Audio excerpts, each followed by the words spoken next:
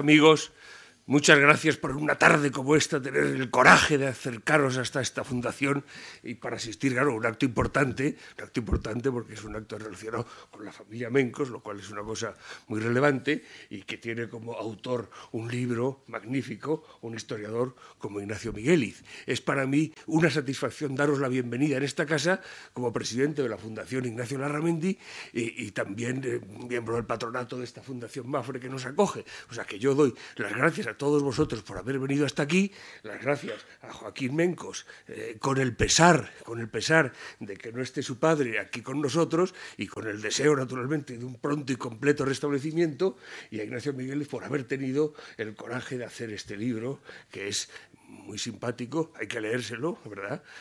Pero yo prometo que me lo he leído, pero en cualquier caso, él nos lo va a explicar y a alguno puede que incluso ya no se lo lea. Bueno, pero en cualquier caso lo que sí hay es que comprarlo, porque lo dedica al autor y cuando dedicarlo, en fin, las cosas son así. Bueno, yo simplemente mi misión aquí es daros la bienvenida, contaros un poco por qué está la Fundación Ignacio Larramendi involucrada en este asunto y luego dar la palabra a Joaquín Mencos para que os cuente cuál es la génesis de este libro y os presente de una manera más exacta y más completa al autor, a Ignacio Migueliz. La Fundación Ignacio Larramendi, que yo me honro en presidir, tuvo como primer presidente y fundador a mi padre, que fue también el primer presidente e impulsor de la Fundación Mafre, o sea que se reúnen una doble condición, que me agrada de una manera particular el poder utilizar este auditorio gracias a la gentileza de la Fundación Mafre, pero por esa doble circunstancia. Nuestra fundación tiene entre sus objetos sociales, tiene varios, uno de ellos la promoción de la beneficencia en relación con instituciones vinculadas a la opción preferencial por los pueblos de la Iglesia Católica, que eso significa repartir algún dinero entre conventos, otra vinculada a el estudio de la influencia histórica del carlismo en la sociedad española. El carlismo, como todos sabéis, vencedor, ha vencido alguna batalla, pero el resto de las cosas no ha llegado a cuajar y ya se sabe aquello del vae victis, hay de los vencidos, la historia la escriben los vencedores, aunque yo no sé si en este contexto en el que estamos ahora de la Ley de Memoria Histórica se va a dar la vuelta por primera vez a esa máxima y la historia la van a escribir los vencidos. Pero en fin, bueno, esa es una pequeña digresión. Entonces, dentro de la labor que nuestra fundación hace en relación con la divulgación de la memoria del carlismo, de la influencia en la historia del carlismo, convocamos un premio de historia del carlismo y socorremos y ayudamos y nos gusta favorecer cualquier cosa como este libro, como esta conferencia que hoy se presenta, que de alguna manera da constancia de lo que fue y de lo que pudo haber sido, de sus vicisitudes, de su historia, de sus pequeñas debilidades, de sus fortalezas, etc. El libro, que está a la venta a la salida, y es ajeno a mí, lo publica el Gobierno de Navarra a través del Museo del Carlismo de Estella. Yo con el Museo del Carlismo de Estella tengo una gran desilusión porque, naturalmente, mi fundación y yo mismo impulsamos en gran medida y hasta no solo con esfuerzo y con trabajo, sino con apoyos económicos el que se pudiera establecer. Y, hombre, he tenido la desdicha de que creo que es la primera vez que mi nombre aparece en el Boletín Oficial de Navarra para destituirme como miembro del Consejo Asesor. Naturalmente, es este Gobierno de Navarra, con lo cual uno no sabe si eso es timbre de honra más que de deshonra. Pero, en cualquier caso, a uno le da una cierta pena. Pero bueno, total, que este libro, a pesar de todo, viene inducido por el Gobierno de Navarra y por la Fundación Mencos.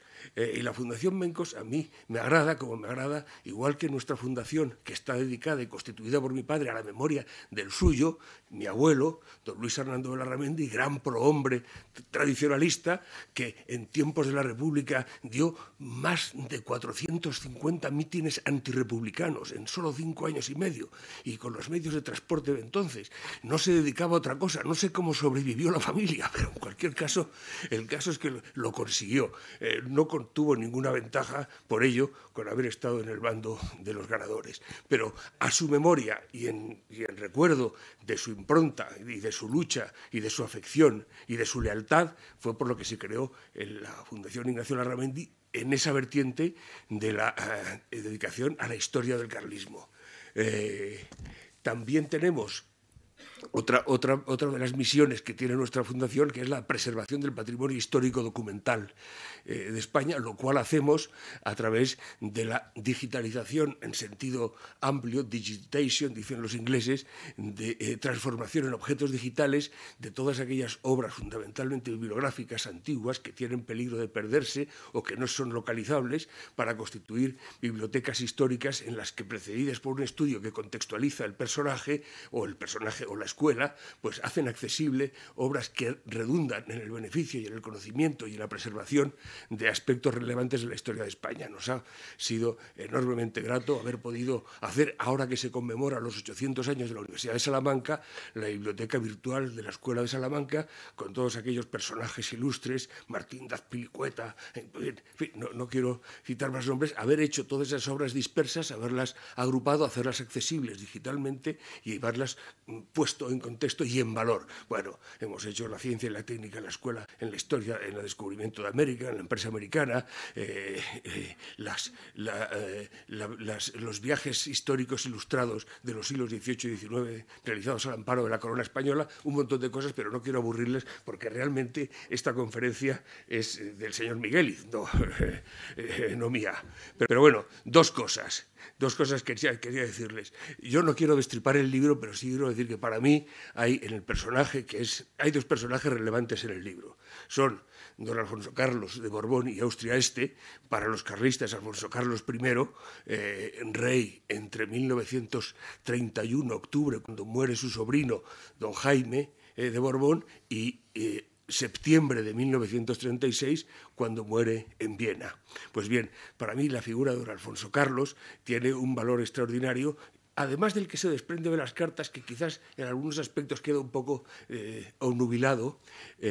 Ese personaje que con solo 20 años se alista a los zuavos pontificios para la defensa de la Puerta Pía de Roma contra las tropas de los Saboya que trataban la unificación de Italia. El Papa llama a aquellos jóvenes solteros católicos que se apresten a la defensa de los estados pontificios, y él es uno de ellos, de los que se alista y participa en esa batalla que los Saboyas se empeñaban en que no se diera para que se rindiera sin honores, pero los papas lo exigen y esa defensa al final, no sé, antes mueren no sé cuántos atacantes, 80 y 120 zuavos pontificios. Pero perdónenme ustedes que traiga a colación los zuavos pontificios, porque en el Premio de Historia del Carlismo, que desde hace 30 años otorga la Fundación Ignacio Larramendi con un jurado internacional, uno de los últimos premiados es precisamente Ignace Wils y los zuavos carlistas, porque Ignace Wils era un joven católico holandés que fue compañero de fatigas en los zuavos pontificios de Alfonso Carlos, y que cuando luego Alfonso Carlos participa en la Segunda Guerra Carlista en el frente de Cataluña, su mujer, doña María de las Nieves de Braganza, publica un precioso libro, Mis memorias de la campaña de Cataluña 1872-73 y del centro 1874, organiza con sus antiguos conmilitones un batallón de zuavos carlistas, al que viene y le da el mando a Ignace Wils. Ignace Wils, un tipo sensacional que tiene otro hermano también que participa en esos zuavos, muere en la toma de Igualada, un aspecto totalmente desconocido, pero heroico en todos sus aspectos. En España, cuando publiquemos ese libro, será, yo creo, una cosa extraordinaria, pero en Holanda sigue teniendo su cierta consideración, hasta el aspecto de que hay una cerveza que creo que es de las más recias, que se llama Colonel Wils, y es que hace referencia a ese gran zuavo pontificio. Bueno, no quiero dilatarme más, pero sí que es la figura de don Alfonso Carlos. Las cartas se producen durante 30 años o más de 30 años, pero al final, después de las estrecheces, las penalidades, las penurias que pasa, que con 82 años acepte hacerse cargo del legado histórico que supone aceptar la condición de abanderado de los carlistas en 1931, realmente yo no sé de aquí cuántos de ustedes tendrán 82 años, si es que algunos han alcanzado esa edad, pero pensar que en ese momento de la vida uno tiene el empuje, las ganas, el coraje, la decisión de creer que es su deber y su obligación asumir una responsabilidad tan grande que le lleva, naturalmente, a firmar la orden de incorporación de los requetés a la guerra de España en 1936. Es algo que merece, sobre todo, admiración. Y con esa admiración yo quiero terminar con una pequeña cita, porque las citas siempre son muy buenas, porque siempre hay gente que ha dicho las cosas de una manera mucho mejor de las que puede decirla uno. Y hay una que es muy famosa, de Sylock, en El mercader de Venecia, cuando habla de lo judío. Yo se la voy a leer, pero voy a pedirles que cuando ustedes lean judío, lean Un príncipe, porque esa es para mí el resumen de lo que resulta de la lectura de este libro y de las cartas cruzadas entre don Elío, marqués de Besolla, y don Alfonso Carlos de Borbón y Austria Este. Dice Sylock en El mercader de Venecia: se lo leo con judío, pero de verdad pongan príncipe. ¿Es que un judío no tiene ojos? ¿Es que un judío no tiene manos, órganos, proporciones, sentidos, afectos, pasiones? ¿Es que no se alimenta de la misma comida, herido por las mismas armas, sujeto a las mismas enfermedades, curado por los mismos medios, calentado y enfriado por el mismo verano y por el mismo invierno que un cristiano? Si nos pincháis, no sangramos; si nos hacéis cosquillas, no nos reímos; si nos envenenáis, no nos morimos; y si nos ultrajáis, no nos vengaremos. Lo único que no se aplica a don Alfonso Carlos de Borbón y Austria Este es la última frase. Nunca pensó en vengarse. Era auténticamente un caballero cristiano. Y con esto yo les dejo a ustedes en las manos y en la palabra de Joaquín Mencos para que les introduzca más en la figura de lo que ha sido el libro, de cómo se ha gestado, de las cartas que habían conservado. Qué bonito es la tradición y ser capaces de tener todavía ese legado familiar en tu casa y poder hacerlo valer a través de un trabajo como el que se presenta y de la figura de Ignacio Migueliz. Muchas gracias.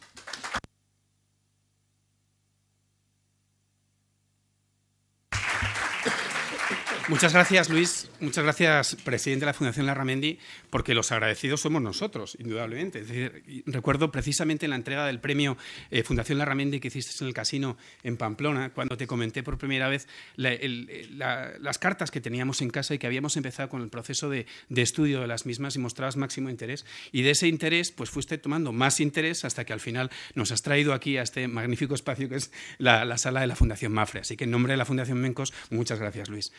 Él decía, sí, yo no tenía que estar aquí, yo tenía que estar allá abajo, pero lamentablemente pues mi padre adolece en las últimas semanas pues un problema de salud y los médicos le han dicho que no podía venir, muy a su pesar, porque desde luego hasta el último momento, como bien saben ustedes, él quería estar aquí presente. Y en nombre de mi padre, pues trasladar su más caluroso saludo, que seguro que cuando luego le contemos pues, lo que hemos vivido esta tarde, pues sentirá muy agradecido de la presencia de todos ustedes y además emocionado. Cuando mi hermano Carlos, Javier, mi cuñada Verónica veníamos aquí, pues mi padre nos ha dicho, yo no voy a ir, vais a tener que sustituirme. Y he dicho, papá, no nos lo pongas difícil, vamos a representarte, que no te vamos a sustituir. Y bueno, presentar a Ignacio Migueliz para mí es muy sencillo, porque nos conocimos cuando teníamos 4 años y hemos estado 14 años juntos en el colegio, pero evidentemente no es el motivo por el que está aquí. Hace ya años, cuando en la familia Mencos veíamos que teníamos una gran colección fotográfica, había venido de varias ramas familiares y decidimos pues ordenarla, recurrimos al experto que hay en Navarra de documentación fotográfica, que era el profesor Migueliz, entonces trabajando en el archivo fotográfico de la Universidad de Navarra. Él nos acompañó, asesoró en todo el proceso que fue catalogar, identificar, digitalizar y conservar todas esas fotografías. Una vez finalizado aquel trabajo, vimos la magnitud que tenía y el interés de aquel trabajo. Se derivaron pues 2 exposiciones que se realizaron en Palacio de los Mencos en Tafalla, múltiples artículos que se han escrito en revistas, colaboraciones con otras exposiciones y con otros museos, y hasta un libro que habla de la propia exposición, de nuevo escrito por el profesor Migueliz. Y la verdad que fue un trabajo que hicimos conjuntamente muy interesante. Este sábado mismo nos visitaba el archivo Fontanella, que para quien no conozca es un estadounidense cuya especialidad es el origen de la fotografía en España. Él se quedaba fascinado de ver no solo la calidad del archivo fotográfico, sino también de cómo estaba preparado para investigar, cómo estaba preparado para el estudio, ¿no? Que realmente a él es lo que le interesaba, y eso es lo que el profesor Migueliz nos ayudó a tenerlo de ese modo. Nosotros ahora presentamos las cartas. Las cartas han sufrido pues, un proceso parecido. Fueron apareciendo en cajones, en armarios, y mi padre tuvo a bien el ir recopilando todas esas cartas, hasta que, pensando que habían aparecido todas, las guardó en una caja en la que puso una etiqueta que decía para revisar, muy interesante. Bueno, por fin llegó el momento de para revisar, y de la mano nuevamente de Ignacio Migueliz acudimos al Gobierno de Navarra, quien mostró mucho interés. Y entonces, a través de Príncipe de Viana, lo que dijo es vamos a financiar la investigación de las mismas, y después, viendo el resultado de la investigación que hizo el profesor Migueliz, viendo el interés que tenía, pues se hizo la publicación del libro que don Luis Larramendi ha comentado, que nos han dejado el Museo del Carlismo algunos volúmenes, aunque se puede comprar a través de publicaciones de Príncipe de Viana, algunos hay aquí y se podrán llevar a ustedes. Ese libro, la verdad que es un aire distinto, digamos, a esa historia casi polimórfica del carlismo. Nos abre un nuevo vértice, un nuevo punto de vista sobre la historia. Pero eso lo contará Ignacio Migueliz y no yo, que él es el autor. Ignacio Migueliz es doctor en Historia del Arte, es uno de los muy activos miembros de la Cátedra de Arte y Patrimonio Navarro, es el responsable de las actividades culturales del Ateneo de Navarra, es profesor de la Universidad de Navarra, profesor de la UNED, y actualmente trabaja en ese regalo que es para Navarra, que es el Museo Universidad de Navarra, donde ha sido absorbido el archivo fotográfico en el que él trabajaba, ha sido integrado en el Museo Universidad de Navarra. Y además de todo eso, es un amigo. Y bueno, ya para acabar, pues dar las gracias de nuevo al presidente Larramendi por acogernos aquí en esta maravillosa casa, al profesor Migueliz por su trabajo, y a todos ustedes por, en un día tan triste y lluvioso como es el de hoy, pues venir aquí a nuestra llamada de la Fundación Larramendi y Fundación Mencos. Muchas gracias.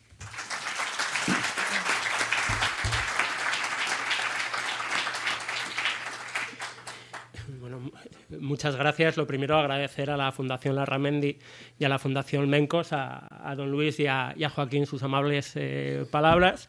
A Joaquín, además, agradecerle a él y a su padre.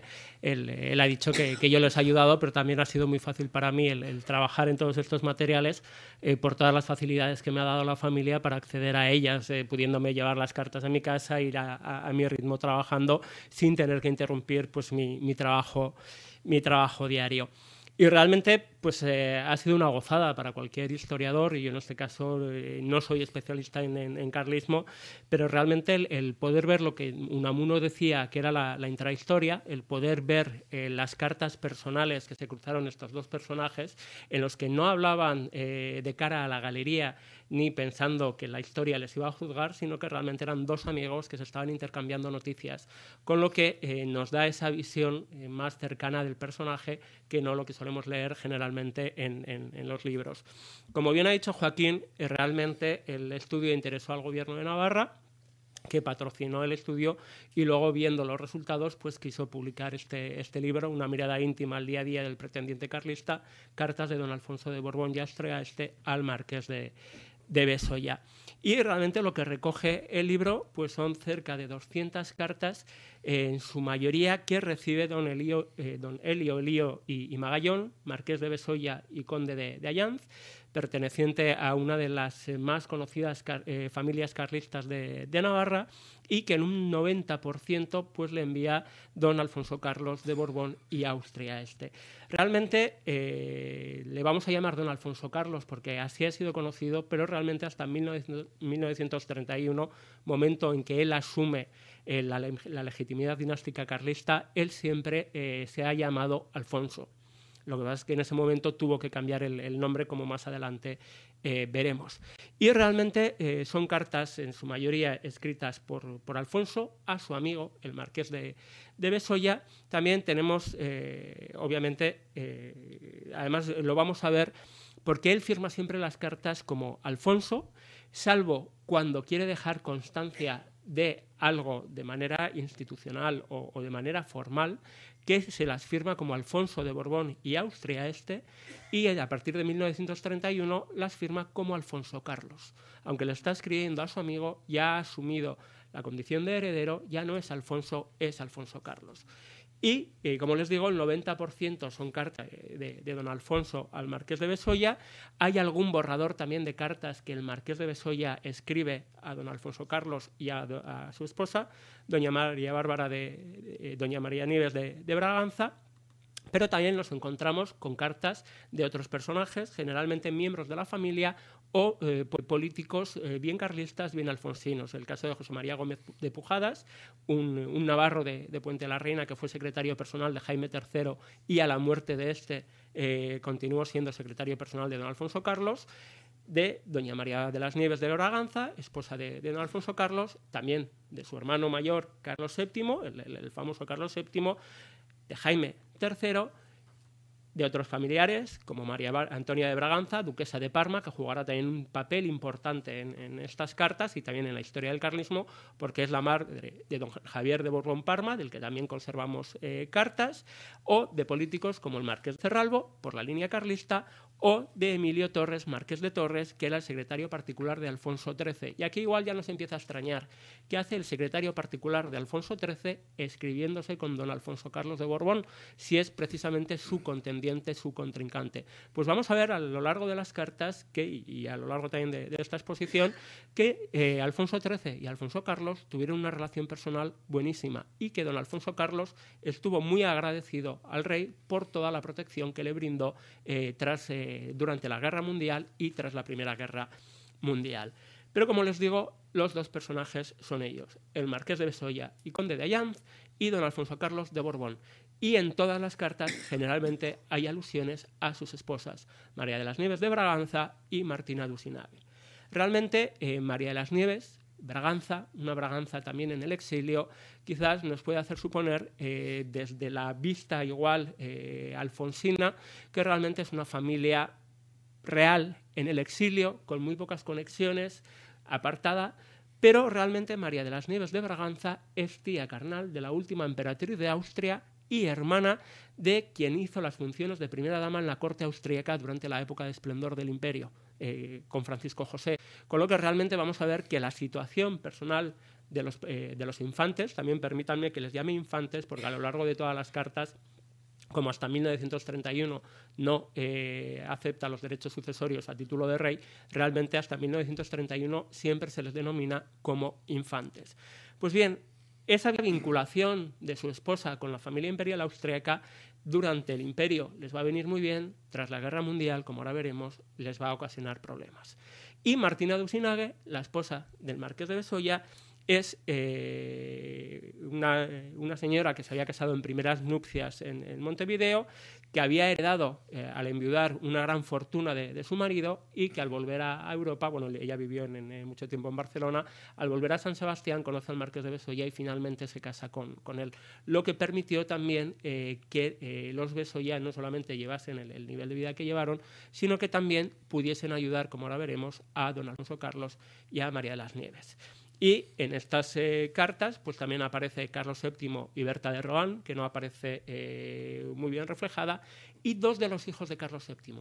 De los 5 que tuvo, solo 2. Jaime III, obviamente el rey en el exilio y el único sobrino de don Alfonso, y Blanca de Castilla de Borbón, que además estaba casada con un archiduque de la rama de Austria-Toscana, y que van a ser permanentes las referencias a ellos en las cartas, mientras que de las otras 3 hijas solo hay breves notas y generalmente a la hora de hablar del testamento de Jaime y de los problemas que pudieron tener después de la guerra. ¿Y de qué tratan estas cartas? Pues realmente son cerca de 200, hace poco han aparecido 6 más que completan la historia, son 206 cartas, como les digo, el 90% vienen a ser cartas de don Alfonso Carlos, y son cartas en las que se entremezclan, en solución de continuidad, los temas personales, los económicos y los políticos, porque es un amigo que le está escribiendo a otro, con lo que no hay apartados o diferenciaciones en cuanto a lo que se escribe. Además, se escribe desde el corazón. Don Luis decía hace un momento cómo con 20 años don Alfonso Carlos se alistó en los zuavos pontificios para defender al Papa, porque era un hombre de honor. Realmente todas estas cartas van a traducir eso. Don Alfonso Carlos es un príncipe del antiguo régimen, por así decirlo. Un hombre de honor que antepone el deber y la obligación a su bienestar personal. Y es algo que va a quedar marcado en todas las cartas, y que incluso hay un momento que el marqués de Besolla le dice: señor, ya está bien de que mire por los demás, es momento de que mire por usted. porque va a atravesar serios problemas económicos. Y el marqués de Besolla le dice, basta ya, preocúpese de usted. Pero él dice que no, que tiene una obligación hacia aquellos que fueron con él al exilio, para aquellos que le ayudaron, y que no puede dejarlos. Entonces, esa personalidad de un hombre antiguo, un hombre de honor, un caballero, que realmente después de la Primera Guerra Mundial ya ha caído en desuso, él la va a mantener. Y vamos a ver por temas personales. Obviamente, todo tipo de temáticas. Sobre todo la relación de amistad entre los infantes y los marqueses de Besolla, que se traduce en todas las cartas en continuas alusiones. Hay también referencias a relaciones familiares, a noticias luctuosas, tanto por parte del infante, sus familiares y sus conocidos, como por parte del marqués y sus familiares. Constantes los pésames y las noticias acerca de fallecimientos familiares. También se entrevé la religiosidad de ese hombre que, como les digo, fue un zuavo pontificio, y todo lo achaca a la voluntad divina. Lo bueno y lo malo. Dice que todo aquello que le viene malo es una cruz que el Señor le manda y que todo se lo dedica a él. Y de hecho, en las últimas cartas, una vez ya muerto don Alfonso Carlos, doña Nieves de Braganza le escribe al marqués de Besolla diciéndole que desde el momento en que se casaron ofrecieron una misa diaria para que el Señor les concediese morir juntos, para así no tener que vivir el uno sin el otro. Luego, obviamente, se recoge la rutina de los marqueses, pero también la rutina de los infantes, los viajes que van a realizar, tanto los marqueses como los infantes, y temas varios. El tema de amistad.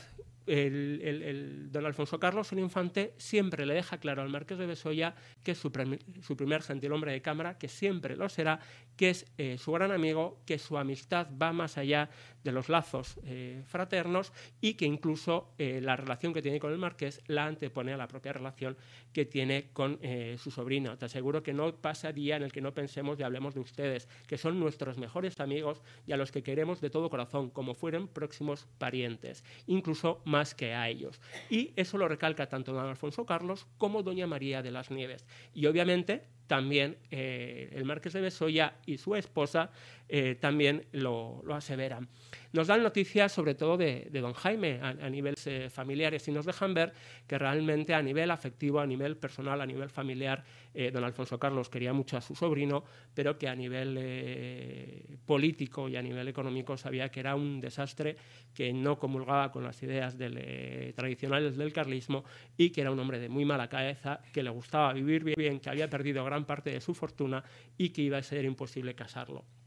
Que había habido oportunidades, escribí en 1913, hacía 13, 15 años, de casarle con una princesa de Baviera, de casarle, hacer un buen matrimonio dinástico, tal y como se exigía, pero que realmente la mala vida que había llevado, los impedimentos de María Cristina de Austria y de la propia Berta de Rohan habían impedido que se casase bien. Otra alusión es a la propia Berta, pero a la propia Berta para decir que no tienen relaciones con ella y que además no quieren saber nada de ella. Incluso el marqués de Besolla va a pasar por Venecia y don Alfonso Carlos le dice no te preocupes en visitar a María Berta, no tienes ninguna obligación y nosotros ya no tenemos ninguna relación con ella. ¿Por qué? Porque María Berta había sido la causa de la disgregación de gran parte del patrimonio del carlismo, sobre todo del famoso cuarto de banderas del Palacio de Loredán, que vendió debido a sus acreedores. Don Alfonso Carlos le escribe al marqués de Besolla que él se enteró por dos vías diferentes intentando le escribieron para ver si podía parar la posible venta. Realmente María Berta de Rohan estaba prácticamente en la ruina y tuvo que dar todas las pertenencias que tenía como depositaria, porque la pertenencia era de don Jaime, las tuvo que dar a anticuarios. La primera vez la salvó la marquesa de Villadarias, la segunda vez se las volvió a entregar a María Berta y la segunda vez pues ya se perdieron, ya salieron de la familia real. Y realmente María Berta, según nos dicen las cartas, pues vivía casi en la indigencia, viviendo de hotel en hotel, yéndose sin pagar las deudas, y gracias a la ayuda de un norteamericano, de un millonario norteamericano, que parece ser que es, por las noticias que hay, quien realmente se hizo con las pertenencias del cuarto de banderas. Y hay referencias también, por ejemplo, a Zita de Habsburgo, a la última emperatriz de Austria-Hungría. Zita de Habsburgo, de soltera, Zita de Borbón-Parma, sobrina carnal de doña María de las Nieves de Braganza. Por eso los infantes estaban en primera línea como ahora veremos, frente a los socialistas de la nueva República Austriaca. Cita de Borbón y su familia, a la muerte de don Carlos, del último emperador, fueron acogidos por Alfonso XIII, eran unos parias, nadie los quería. Alfonso XIII los acogió, por lo cual María de las Nieves y don Alfonso Carlos escribieron varias veces al rey dándole las gracias por cómo se había portado con la familia imperial, y sobre todo Cita y su tía, María Teresa de Braganza, hermana también de María de las Nieves, que la acompañaba en el exilio en Lequeitio, escribían a los infantes diciendo que ellos estaban en la gloria en Lequeitio, que todo el mundo era muy amable, que eran muy católicos, que eran muy fervorosos, que eran muy religiosos y que les trataban de maravilla, que era una maravilla poder estar en España. A lo cual los infantes decían: comprenderás la envidia que les tenemos, sería el cielo para nosotros, porque a pesar de que don Alfonso nació y vivió continuamente en el exilio, no tenía otro anhelo que el de volver a España, que el de poder vivir en España, cosa que además Alfonso XIII le había ofrecido y don Alfonso Carlos no pudo aceptar porque decía que en caso de marcharse a España perderían todas sus propiedades y no podrían vivir con la dignidad de príncipes que tenían. Como ven, ese sentido del antiguo régimen, esa idea de esa dignidad de caballero, de pertenecer a una dinastía que no olvidaba nunca. Y obviamente entre esas cartas hay también noticias luctuosas, como os he dicho, quizás la más trágica para lo que nos afecta al libro es la muerte de uno de sus protagonistas, que es la marquesa de Besolla, a lo cual don Alfonso Carlos, dándole el pésame al marqués de Besolla, le escribe: Nieves quiere escribirte también y, como puedes pensar, está desconsolada como yo. Nieves perdió a su mayor amiga. Y con las nuevas cartas que han salido, lo que nos narran son cartas de María de las Nieves de Braganza al marqués de Besolla, narrándole la muerte también de don Alfonso Carlos, como al atravesar una calle para ir a dar un paseo por el parque de Schwarzenberg, realmente le atropelló un camión militar y como ella no se dio cuenta. Entonces, lo que ella dice y lo que ella cuenta es que siempre habían ofrecido la misa para morir juntos y que el único consuelo que tenía es que era ya muy mayor y que no iba a estar ya mucho tiempo en la tierra sin su Alfonso. También nos narran los viajes de don Alfonso y María de las Nieves antes de la guerra por todo el mundo. Eran viajes de invierno. En el invierno en Austria debía ser insoportable y sobre noviembre y diciembre los infantes partían al extranjero, visitaron África, visitaron América, visitaron todo el Mediterráneo y volvían sobre abril-mayo. Pero durante la guerra obviamente pudieron salir y después de la guerra, por problemas económicos, no pudieron retomar los viajes hasta 1921 y lo retomaron gracias a la ayuda del marqués de Besolla, ayuda económica. Entonces pudieron ir primero a Italia, pero finalmente, y gracias a la protección de Alfonso XIII y de los embajadores en Viena, de los embajadores españoles en Viena, pudieron también con un pasaporte español a nombre de Ildefonso Fernández, conde de Montizón, pudieron viajar a España, yendo a Málaga en 1924, luego 2 años a Valencia, 1 a Almería, 1 a Huelva y finalmente 2 años más a Algeciras, donde les sorprendió la proclamación de la República. No salieron corriendo, como algunas veces se ha escrito, sino que siguieron más o menos el plan de viaje que tenían previsto, pasaron por Sevilla y en vez de ir a Barcelona, que tenían previsto para ver a su sobrina Blanca, que había tenido que irse a Austria por la proclamación de la República, fueron por Madrid, de Madrid a San Sebastián y de ahí pasaron a Francia. Y en todos estos viajes siempre dejan claro al marqués de Besolla que él es el único que sabe dónde están, que el resto de su familia y de amigos saben que están viajando por Italia, pero que no saben exactamente dónde. Los marqueses de Besolla son los únicos que conocen la dirección exacta donde se alojan los infantes y además en las cartas los infantes anhelan que los marqueses puedan pasar por donde ellos están para poder verse o al revés, cuando están en España, al salir poder pasar por San Sebastián y coincidir también con los marqueses, lo que afianza esa relación personal. Y obviamente cuando están en España, para don Alfonso y doña María de las Nieves, todo es maravilloso. Para ellos el español es el ser más amable del mundo y además es una amabilidad natural y espontánea que no es impostada como puede ser en otros países. Para ellos es estar en el cielo. Haga frío, haga sol, haga calor o haga lluvia, para ellos el estar en España es el sumum de las bendiciones y lo dejan claro en numerosas cartas. Pero al mismo tiempo tenemos los viajes de los marqueses de Besolla. Cuando el marqués de Besolla es soltero, los viajes que hace es a Venecia y a Austria para pasar temporadas sirviendo a don Alfonso como gentilhombre de cámara. En cuanto se casa con su mujer, ya empiezan los viajes a Montevideo para vigilar las posesiones que su mujer tiene ahí, y luego ya, después de la guerra, viajan por Europa e incluso viajan también por África. Lo curioso es que don Alfonso Carlos les escribe dándoles consejos sobre dónde tienen que ir, dónde no tienen que ir.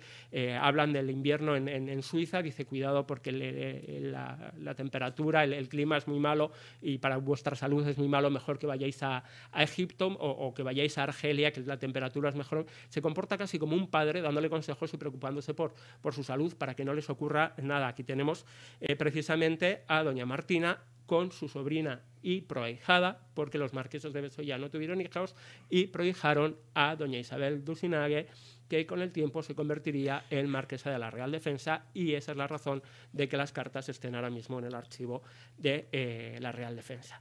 Y luego hay temas varios dentro de los personajes, en los que vemos también esa preocupación del marqués de Besolla por don Alfonso, pero también con esa mentalidad casi de antiguo régimen. A pesar de estas cartas de amistad, de esta relación de amistad que se ve, en todo momento le llama de usted, le llama de su Alteza, le llama de su Alteza Real o de su señoría. Y en este caso pues le escribe diciéndole que durante la guerra los infantes han puesto en uno de sus palacios, han puesto un hospital de campaña para atender a los heridos desechados por los hospitales, y don Alfonso Carlos le cuenta cómo María Las Nieves está prácticamente las 24 horas del día pendientes, y el marqués de Besolla le escribe riñéndole, diciéndole que no se lo consienta, que conoce muy bien cómo es la señora y sabe que se va a olvidar de sí misma por servir a los demás y va a acabar afectándole a su salud, y le dice que de ningún modo se lo permita. Con lo que también esos consejos y esas reprimendas familiares y de amistad lo vamos a ver aquí en estas cartas. El segundo tema es el tema económico. Ya les digo que están entrelazados. Y este tema es sobre todo a partir de 1918, de la caída del Imperio Austriaco, pero va a incidir sobre todo a partir de 1921. ¿Por qué? Porque la fortuna de los infantes se va a ver seriamente afectada por las nuevas leyes austríacas. Austria es una república, el imperio se ha desmembrado, hay una crisis galopante, una inflación galopante, los sueldos suben cada día, al igual que los precios, y sobre todo los bolchevistas y bolcheviques, como llama el infante a todo aquel que no sea monárquico prácticamente, tienen el poder. El infante habla de que en Austria se va a repetir lo que está ocurriendo en Rusia, y nos va narrando toda la serie de dificultades económicas que tiene, tanto a su situación económica en Austria, en cuanto a sus propiedades, a su servidumbre y empleados, también a unos fondos que tiene en el extranjero, que ahora veremos qué son, al pago de pensiones que tiene otorgadas. Esto es cuando, a pesar de las dificultades, sigue pagando las pensiones, y el marqués de Besolla le dice, ojo, ya es hora de olvidarse de esas pensiones, y lo que se gasta en otras personas, gástaselo en usted mismo. Y retomando otra vez los viajes de invierno gracias al dinero que le presta el marqués de Besolla, y también temas varios. ¿Qué ocurre? El príncipe, durante el imperio, tenía el privilegio de la extraterritorialidad que le había concedido el emperador Francisco José en 1861. ¿Qué quería decir eso? Que se le reconocía como príncipe de una dinastía reinante extranjera, y por lo tanto no se le consideraba austriaco, y por lo tanto no tenía que pagar impuestos. Con la llegada de la República, ese privilegio no se le reconoce, y a los infantes les muelen a impuestos que cada vez suben más, y además les muelen a impuestos en relación a las propiedades que tienen. ¿Por qué? Porque, como ya les hemos dicho, en principio podría parecernos que son una familia extranjera sin ningún tipo de vinculación, dos familias exiliadas en guerra con las familias reinantes en sus países, no podrían o no deberían tener vinculación con la corte austríaca. Nada más lejos de la realidad. El propio don Alfonso es hijo de una Borbón una Borbón Módena, una Austria una Austria Módena, una de las ramas menores del imperio, menor pero rica. Y su mujer, como les he dicho, es hermana de María Antonia de Braganza, madre de la última emperatriz, Zita de Borbón-Parma, y hermana de María Teresa de Braganza. ¿Quién es? Es la tercera mujer del archiduque Carlos Luis, hermano pequeño del emperador Francisco José, y ante la crisis sucesoria que se vivió con la muerte del heredero, llamado a sucederle en el imperio. Carlos Luis muere y quien está llamado a sucederle es su primer hijo, habido con una princesa de Borbón, Sicilia, que es el famoso Francisco Fernando, asesinado en Sarajevo. Tras el asesinato del heredero en Sarajevo, el que está llamado a sucederlo es un sobrino suyo, Carlos de Austria, que está casado con Zita, por lo tanto es sobrino político de María de las Nieves y nieto nieto del marido de María Teresa de Braganza, otra de las hermanas. La posición de los infantes en la corte austríaca es de primera fila. Eso les sirve para obtener el privilegio de extraterritorialidad. A partir de 1918 les sirve para que las autoridades y los comités locales bolchevistas y bolcheviques y rojos, como ellos los llaman, se centren en ellos como personajes de primera fila de la corte con la intención de esquilmar o de expropiar su fortuna y de expulsarlos del país. Y de hecho, en una carta le dice que ha salido una nota en un periódico escrito por el maestro local de Ebenzueller, que es el palacio de abajo, que es la residencia, una de las residencias principales que tiene el infante en Austria, donde además paga un convento y paga al maestro. Pues uno de los maestros escribió una nota en el periódico diciendo que realmente todos los príncipes eran sanguijuelas que habían hecho sus fortunas gracias a la guerra y a explotar al pueblo, y que no tenían derecho a mantenerlas y que todo debía revertir al pueblo.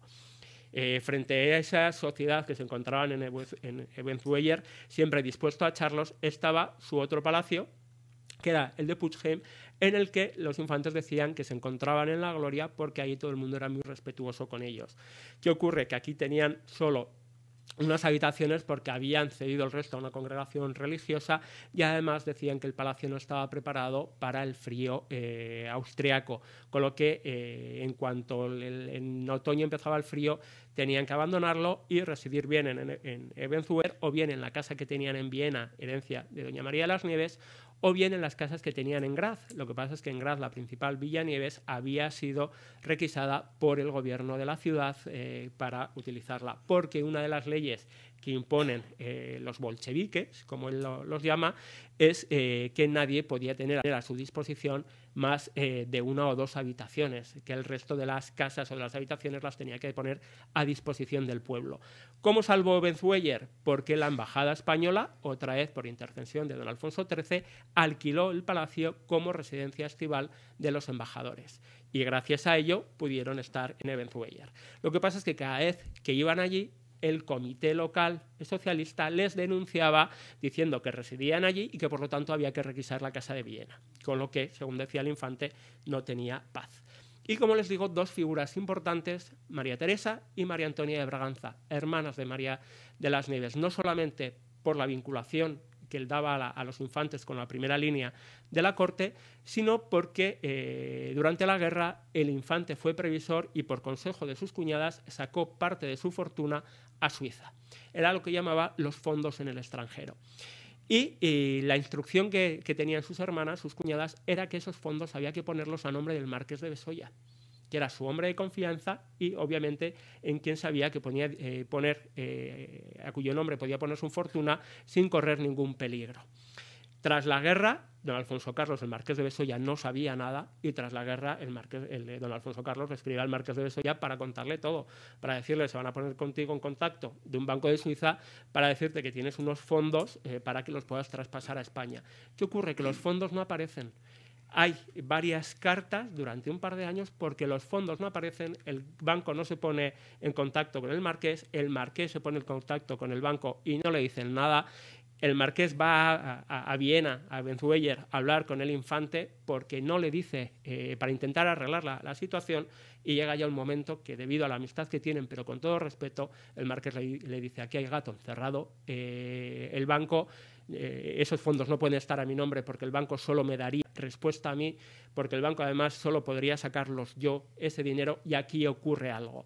Y al final, efectivamente, se ve, pese a la inocencia de los infantes que siempre confían en la bondad de María Teresa y de María Antonia, pensando que son todo errores del banco, al final se descubre que los Borbón-Parma, en una difícil situación económica, María Antonia de Braganza se había casado en segundas nupcias para él con Félix de Borbón-Parma, con Roberto de Borbón-Parma, con el duque de Parma. De su primer matrimonio tenía 12 hijos, la mayoría declarados inútiles mentales, y de su segundo matrimonio con Antonia de Braganza tuvo otros 12 hijos, con lo que mantener semejante prole pues, fue complicado, y más teniendo en cuenta que en Parma prácticamente les habían echado, que los fondos que tenían en Austria también se habían volatilizado, con lo que los Borbón-Parma utilizaron parte de los fondos de los infantes para asegurar su fortuna en Francia, en Suiza.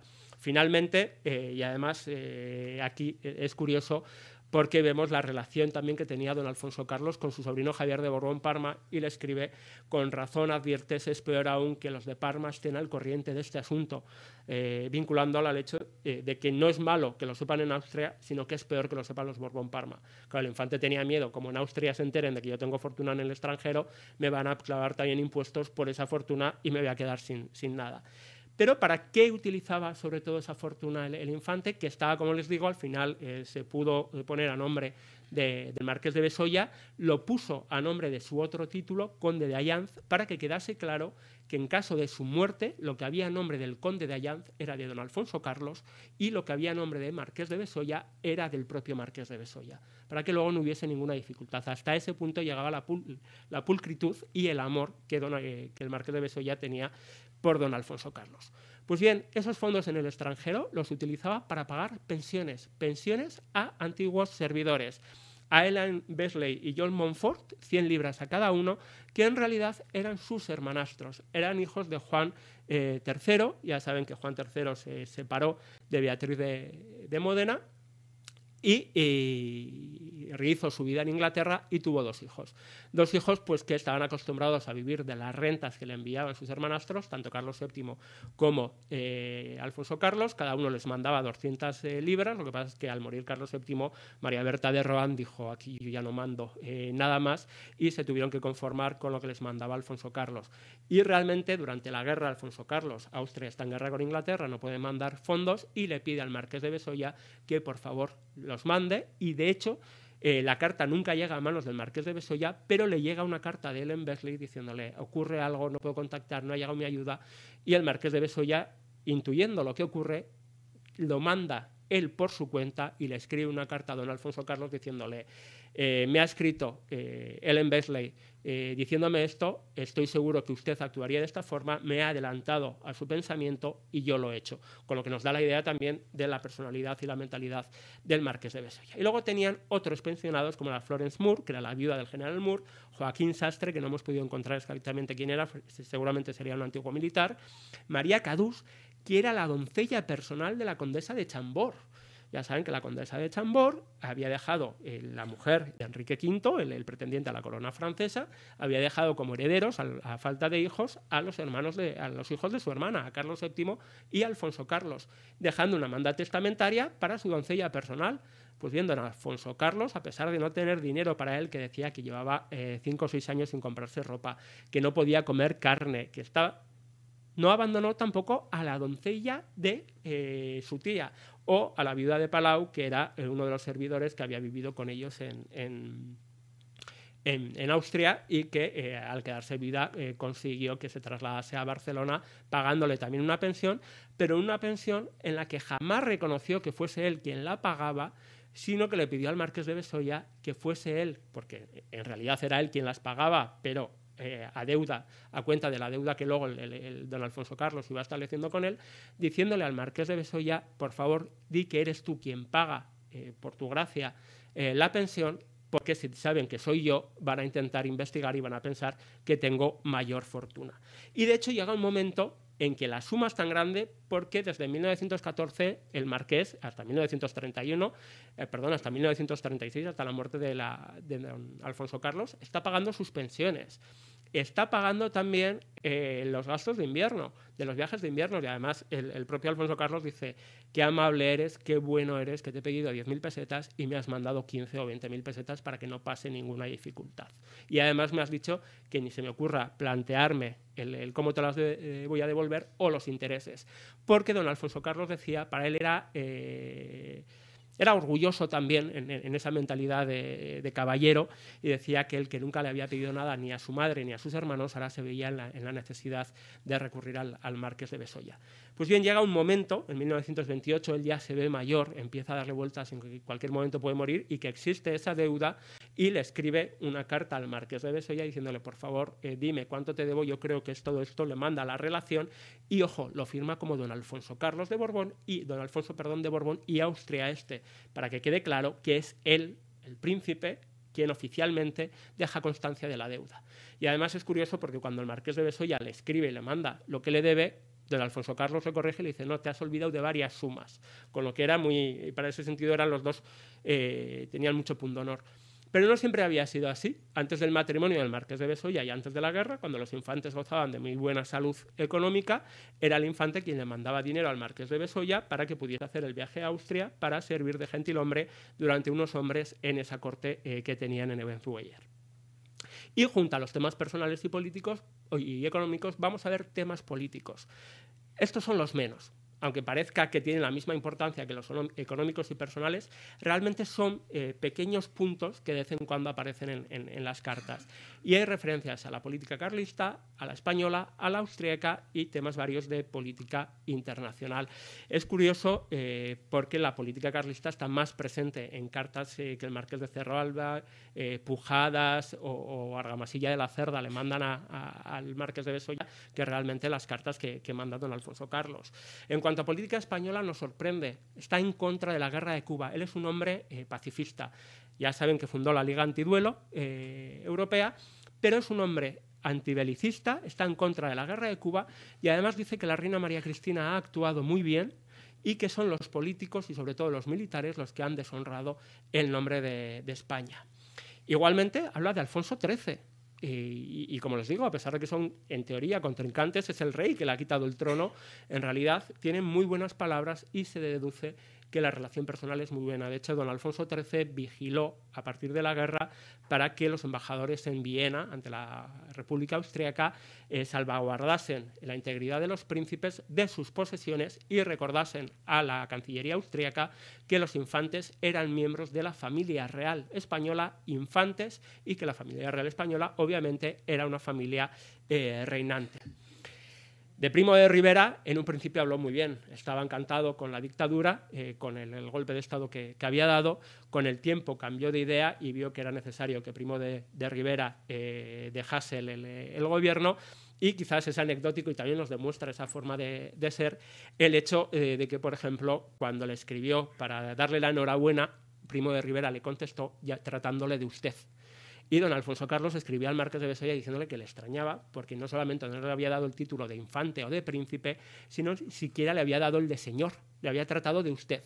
Pero que bueno, que al ser Primo de Rivera, que se lo perdonaba. Obviamente, contra la República no podía decir nada bueno. Y sobre todo, para él, la causa de la República era la presión de Rusia y de Francia. Así que, como para él hemos visto que vivir en España era vivir en el paraíso, Francia era el infierno. Los franceses eran groseros, maleducados, eran lo peor, no tenía ninguna sola cosa positiva. Francia era un país infernal, París tenía un clima horrible, Cannes también. Prácticamente Francia era la encarnación del infierno y los franceses del demonio. Y para él, en la República era por culpa de Francia y de Rusia, y iba a traer la desgracia a España, lo mismo que había ocurrido en Austria y que había ocurrido en Rusia. Y además tiene palabras también para don Alfonso XIII, diciendo que el pobre don Alfonso, que era muy buena persona, estaba pagando los malos gobiernos o las malas habilidades de sus antecesores. De política carlista ya hemos visto que con Jaime III tenía una muy buena relación personal. Don Jaime, cada vez que iba a Frosdorf, que era su propiedad en Austria, pasaba primero por Ebenzueller a ver a sus tíos, pero decía pues que realmente no tenía cabeza para sucederle. Y de Javier de Borbón-Parma, pues en un principio, ya les digo, al hablar de sus fondos económicos decía, lo peor que puede haber es que Javier de Borbón-Parma sepa que existe y que yo tengo dinero. Y segundo, como había luchado en la Primera Guerra Mundial en el ejército belga, que era aliado de Francia y de Inglaterra, el infante no se lo perdonó, porque había luchado en contra de los ejércitos centrales y sobre todo de Austria. No se lo perdonó, pero sí que achacaba a la influencia de su hermano Sisto. Decía que Javier era una buena persona, pero que la influencia de Sisto pues que había sido muy, muy negativa. Y de hecho le había retirado el saludo e incluso el propio príncipe había estado en su casa de Viena y a través de una de sus doncellas le había hecho saber que no le iban a recibir. Con lo que hoy nos pudiera parecer extraño decir tengo a mi sobrino en la habitación de al lado y me niego a saludarle. Sin embargo, al final de su vida, pues ya saben, probablemente por influencia de María de las Nieves, de su mujer, que era tía carnal de Javier de Borbón-Parma, pues le nombró regente del carlismo. Y realmente también hemos hablado de que es un personaje pacifista. Él asume en 1931 la condición del rey de España en el exilio y una de las primeras cosas que hace es confirmar todos los nombramientos que había hecho Jaime, pero deja bien claro que él no va a consentir ni va a tolerar que se encienda una guerra civil, lo cual es extraño, porque al final sucedió. Pero él lo que tiene claro es que había que trabajar por la paz y para unar a toda la derecha para que pudiese vencer a la izquierda. Él no era tampoco ningún iluso. Él sabía muy bien, él era consciente de la situación en España. Yo creo que él fue muy clarividente. De hecho, en el momento en que asume los derechos dinásticos, pasa la mayor parte del año en el sur de Francia, cerca de Pau. También en ese momento descienden las cartas porque el marqués de Besolla va a visitarle durante varias ocasiones de San Sebastián a Pau. Hay 1 hora y en Pau el coche de Pujadas le recogía y le llevaba a casa de los infantes. Y ojo, porque también en su retiro, en sus estancias en Pau, quien le está pagando los viajes, quien le está pagando la estancia, es otra vez el marqués de Besolla, con ayuda de unos pocos carlistas, pues entre ellos la familia Oriol. Pero realmente la mentalidad de don Alfonso Carlos es que no debe haber guerra, que no va a tolerar la guerra y que no va a tolerar que los carlistas entren en la guerra. Lo que pasa es que luego pues, ocurrió lo que ocurrió y se vio obligado pues, a asumir lo que ocurría. Y luego estaba el tema de la cuestión sucesoria. Ya sabemos todos que Jaime III, incluso Carlos VII, había entablado relaciones con la familia alfonsina, con la rama alfonsina, para intentar llegar a un acercamiento y volver a unir las dos familias. Cuando don Alfonso Carlos asume la condición de carlista, Alfonso XIII, sabiendo que don Alfonso Carlos no tiene herederos y que según las leyes dinásticas él es el heredero, pues intenta también ese acercamiento físico, va a visitarle a Viena, le invita a la boda de don Juan en Roma, pero el príncipe se niega a ir porque dice que no podría. Pero realmente, a pesar de que parece que hay ese acercamiento, sí que don Alfonso Carlos lo tiene muy claro. Efectivamente, Alfonso XIII es el heredero descendiente de la rama de don Francisco de Paula, el hermano menor de Fernando VII y Carlos V, pero para don Alfonso Carlos, lo mismo que la reina María Cristina de Borbón, en nombre de su hija Isabel II, había desheredado por traición a la corona a Carlos V y a sus descendientes, también para don Alfonso Carlos, los descendientes de la rama de Francisco de Paula estaban desheredados por levantarse en 2 guerras contra la rama legítima. Con lo que aquí vemos a Francisco de Paula, a Francisco de Asís, a Alfonso XII, a Alfonso XIII, con lo que ellos también estaban desheredados.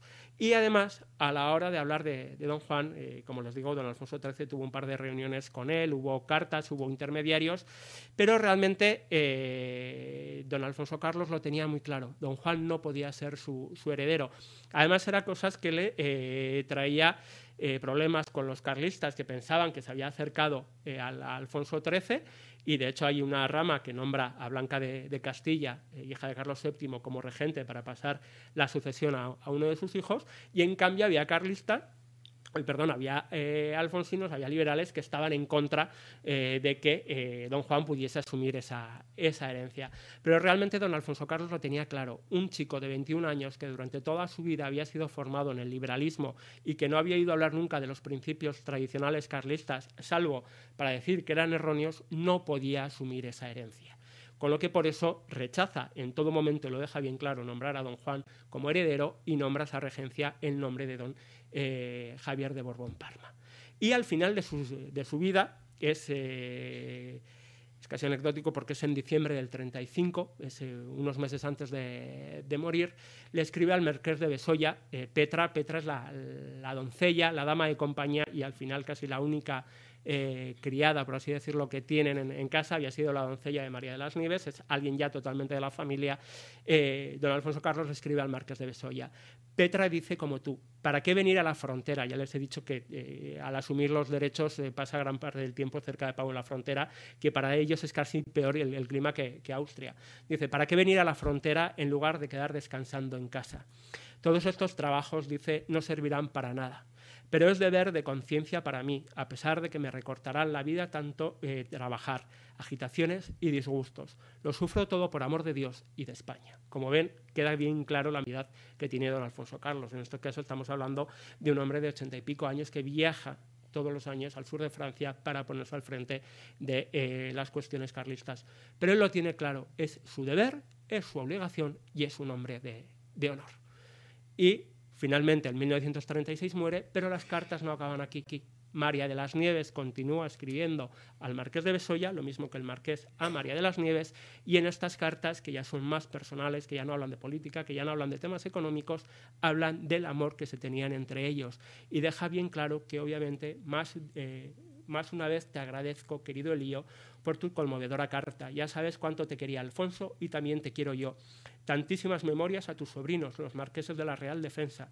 Cuántas gracias te debemos, que fuiste siempre como un hermano para nosotros. María de las Nieves sigue recordándole al marqués de Besolla la unión que ha habido entre ellos, que se consideran más que amigos, que se consideran hermanos. A través de las cartas vemos como incluso don Alfonso le dice que para ellos incluso son más cercanos que la propia familia, y como dan, pues también otra vez se enlaza a los marqueses de la Real Defensa, que también están presentes en la vida de don Alfonso Carlos y de doña María de las Nieves.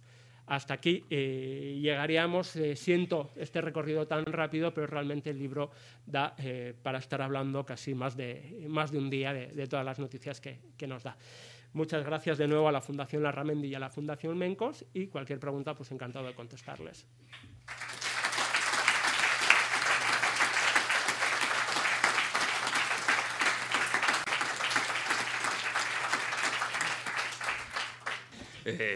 Muchas gracias por esta magnífica exposición. Yo no sé si hay alguna pregunta, pero yo sí tengo algún comentario. Es el privilegio del anfitrión poder decir lo que le parece, porque después de esta conferencia, en el edificio contiguo hay que salir a la calle y en el portal número 23 subir a la quinta planta. En la terraza que domina Madrid hay un vino que ofrece la Fundación Mencos a todos los asistentes. Pero antes de que llegue ese momento, me voy a permitir tomar 2 minutos con algún comentario adicional. Ustedes saben que uno, al que el zapato solo lo sufre aquel al que el callo le duele. Y a los demás les parece que el zapato es perfecto, precioso, fantástico. Yo he hecho 2 cosas de menos en este libro. Te las digo ahora, porque si te las digo antes, a lo mejor, pues, no sé, había descentrado la brillante exposición que has hecho. Una, que citas una serie de libros que han sido tus referencias, y citas el libro Mis memorias de nuestra campaña en Cataluña 1872, en la edición de Espasa Calpe en 1934, sin caer en la cuenta de que la Fundación Ignacio Larramendi hizo una edición comentada y ampliada en el año 2003. Claro, realmente uno tiene que decirlo, tengo que decirlo. Y luego, la segunda, luego tengo un comentario más, la segunda, que falta un indicio onomástico. Falta un indicio onomástico porque, claro, me ha costado a mí llegar a ver que se cita a mi abuelo en la página 474, oiga, 474 páginas, que ya casi acabando, no queda nada, pero bueno, pero lo cita y me voy a permitir leerlo porque está al hilo de lo que has dicho, de que él no está muy de acuerdo con la política que se hace en cuanto que no se consigue la unión de los partidos de derechas. Es un hombre hoy en día denostado, pero esa era la realidad de los partidos católicos, y dice, porque dice que no se hace bien, y dice, en cuanto a las elecciones, poco me alegré de la unión de las derechas, pero había que hacerlo para no ir contra la voluntad del Santo Padre, pero a nosotros, a los carlistas, nos hizo mucho daño. No nos dejaron por último más que 20 diputados. Todos los mejores oradores nos los quitaron nuestros aliados. Quitaron a Senante, que tuvo 75.000 votos en Alicante. Quitaron a Urraca Pastor, al capellán de Burgos, a Chicharro, a Larramendi, a Salaberry, a 2 de Córdoba y 1 de Huela. Calculo 14 los que nos quitaron esos derechistas. Bueno, comprenderán ustedes que esto era una cosa que tenía que decir, porque uno no puede callarse. No, la exposición me ha sido magnífica, pero hay más cosas todavía que yo creo que incitan un poco a leer. Tres puntazos. A don Alfonso Carlos le gustaban los toros, era un aficionado a los toros. Y habla de los toros cuando pasa por Barcelona, que va a los toros y se regodea yendo en Barcelona a los toros, porque dice, en Almería solo lo hay en verano y aquí en Barcelona a todas horas. Caray, cómo son las cosas. ¿Cómo cambia? Tiene un asentimiento totalmente negativo de la función de la prensa. Habla de la guerra del Transvaal, de los Boers, habla encomiásticamente de los Boers y dice que el empecinamiento de los ingleses en la guerra se debe al encizañamiento que está produciendo la prensa. Y eso le produce una animadversión hacia la prensa extraordinaria. Tiene, y eso es auténticamente de una intuición increíble, 2 años antes, cuando Alfonso XIII cede el primo de Rivera al general Berenguer, él dice, antes de 2 años estará la República en España. Y para él la República, que lo dice, la República son los comunistas, la República es lo que ha pasado en Austria, la República es la conjunción de todos los males, como en efecto luego ocurre. Tenía algún pequeño comentario más, lo de la visión de la guerra de Cuba, que es curioso. Él dice que hubiéramos debido entregar Cuba y Filipinas 2 años antes. Claro, a uno le sorprende mucho esa visión, pero claro, él lo que es un hombre realista. Dice, si no tenemos capacidad de defenderla, si no tenemos capacidad de mantenerla, si no tenemos nada de ventaja en mantenerla, todo lo demás es empecinamiento y empobrecimiento ulterior. Y eso lo dice, y España saldrá empobrecida. Y luego, hombre, no me permito un comentario sobre don Alfonso XIII. Es cierto, y es una de las cosas curiosas, traza a Alfonso XIII como sobrino. Don Alfonso XIII le trata con mucho cariño, le favorece en todo lo que puede, pero él en todo momento pasa por España y se preocupa, voy a ir a España, pero ¿cómo voy a hacer si no veo a Alfonso XIII? Pero si veo a Alfonso XIII tiene que ser de incógnito, porque yo no puedo reconocerle, ni quiero que nadie piense que yo le estoy reconociendo su legitimidad. Eso lo mantiene en todo momento, pero que a pesar de todo, y de que ese sentimiento y esa concepción es mutua por parte de los dos, se mantienen y se profesan un afecto que lleva a favorecer en la medida de lo posible uno al otro en sus respectivas medidas. Bueno, la conferencia no era mía, así que yo ya, ahora sí que termino, y que si no hay ninguna pregunta más, Joaquín, si no quieres hacer ninguna postilla, un preguntador. Sí, señor. En las numerosas cartas, ¿ha encontrado usted alguna referencia de don Alfonso Carlos, viviendo en Austria, con la reina regente española y posteriormente reina madre, nacida también en Austria? No, la única relación que hay de ella en las cartas es, primero, como hemos visto, el salir en su defensa en la guerra de Cuba, diciendo que había hecho muy bien firmando la paz, que había sido una política muy sabia. Y lo único que dice, al hilo de lo que decía don Luis, es que cuando él está en España, una de sus mayores preocupaciones es que él está en España gracias al pasaporte que el embajador español por Alfonso XIII le ha dado. Entonces, para él, como ese hombre de honor, era un dilema el venir a España y no darle las gracias a Alfonso XIII, porque si sabía que había estado en España se iba a enfadar. Pero claro, él tampoco podía ir a la corte, porque si le recibían en la corte iba a ser una forma de acatamiento a la dinastía reinante, cosa que él no quería hacer, y por lo tanto tenía que ser en privado. Y de hecho es al marqués de Besolla quien le plantea sus dudas y le dice, por favor, ayúdame a resolver este misterio. Incluso ven las agendas de Alfonso XIII que si va en abril a Sevilla, pero yo justo me voy 15 días antes de que llegue él, que si va a estar en San Sebastián cuando pase yo, pero no, él va... Y una de las cosas que dice es que, claro, que también el problema es que si va a la corte a saludar a Alfonso XIII, aunque vaya de incógnito y luego se supiese, tiene que saludar también a las reinas. No solo a Victoria Eugenia, sino también a María Cristina de Austria. Y ahí sí ya que le supone para él es más duro. Al fin y al cabo, María Cristina es contra quien se ha levantado en armas. Y esas son las únicas referencias que hay a María Cristina. Bueno, la profesora Alejandra Wilhelmsen, me permito citarla por su nombre, porque la profesora Alejandra Wilhelmsen, que es a su vez historiadora e historiadora del carlismo, tenía prevista una conferencia en el día de hoy sobre la princesa de Beira, que es la segunda mujer de don Carlos V y realmente la que empuja al carlismo en un momento de decaimiento, favorece a Carlos VII y consigue un poco que el carlismo reviva en ese momento. Y precisamente porque teníamos esta conferencia, ha tenido la deferencia de trasladarla a pasado mañana a celebrarse en el CEU, en el Paseo de Juan XXIII, lo cual digo, por si siguen teniendo interés por estos temas, que a las 7:30 de la tarde, el jueves, tienen una cita en el Paseo de Juan XXIII, en el CEU, Facultad de Humanidades, a las 7:30. Bueno. Muchas gracias. Bueno, tengo unas ganas locas de leer el libro, es fantástico que lo hayan sacado. Y bueno, ha mencionado muchas cosas que tengo mucho interés en saber más sobre ellos. Pero un detallito que me ha gustado. Ha hablado de los distintos nombres que usó don Alfonso Carlos. Cuando él era niño en Italia era Ildefonso.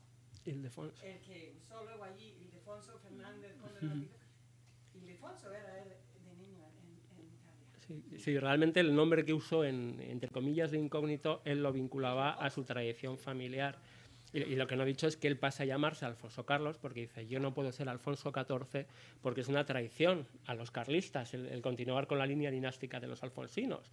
Y no puedo ser Alfonso XII porque es un agravio hacia Alfonso XIII, hacia el rey, que tanto me ha ayudado y me ha favorecido. Entonces, él ya ven que es una persona que le da vuelta a todos incluso los nimios detalles, porque como hombre de honor no quiere quedar mal con nadie.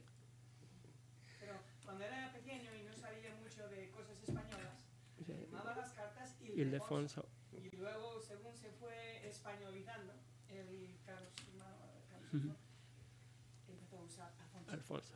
Bueno, tenemos que acabar porque la casa Mónico, que es una casa muy seria, que sirve catering, está esperándonos arriba y sinceramente yo creo que no debe contestar.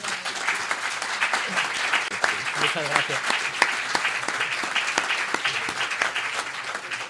Salir a la calle y el primer portal a la derecha hay dos